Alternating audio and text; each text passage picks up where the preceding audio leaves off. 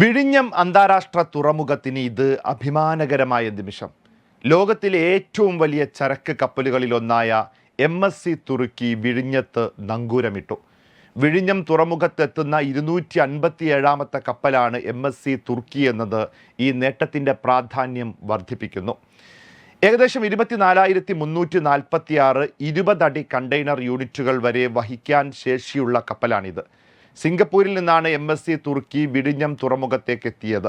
കപ്പൽ എത്തിയ ഉടൻ തന്നെ ടഗുകൾ ഉപയോഗിച്ച് അതിനെ തീരത്തേക്ക് അടുപ്പിക്കാനുള്ള ശ്രമങ്ങൾ ആരംഭിച്ചു. ഇവിടെ ചരക്കിറക്കിയ ശേഷം കപ്പൽ അടുത്ത യാത്രക്കായി ഘാനയിലേക്ക് പോകും. Adani sports and cess limited ആണ് വിഴിഞ്ഞം തുറമുഖത്തിൻ്റെ നടത്തിപ്പുകാർ. ഇന്ത്യയിലെ ആദ്യത്തെ മെഗാ ട്രാൻസ്ഷിപ്മെൻറ്റ് കണ്ടെയ്നർ ടെർമിനൽ എന്ന ഖ്യാതിയും വിഴിഞ്ഞത്തിനുണ്ട്. വലിയ കപ്പലുകൾക്ക് വരാനും പോകാനും സാധിക്കുന്ന ആഴവും അത്യാധുനിക സൗകര്യങ്ങളുമാണ് വിഴിഞ്ഞം തുറമുഖത്തിൻ്റെ പ്രധാന പ്രത്യേകത. ഇത് ദക്ഷിണേന്ത്യയുടെ കപ്പൽ ഗതാഗത രംഗത്ത് ഒരു പുതിയ നാഴികക്കല്ലായി മാറും എന്ന കാര്യത്തിൽ യാതൊരു സംശയവുമില്ല.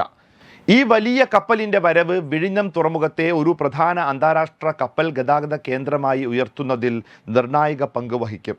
ദക്ഷിണേന്ത്യൻ സംസ്ഥാനങ്ങളുടെ വാണിജ്യ വളർച്ചയ്ക്കും ഇത് വലിയ സംഭാവന നൽകുമെന്ന് പ്രതീക്ഷിക്കപ്പെടുന്നു.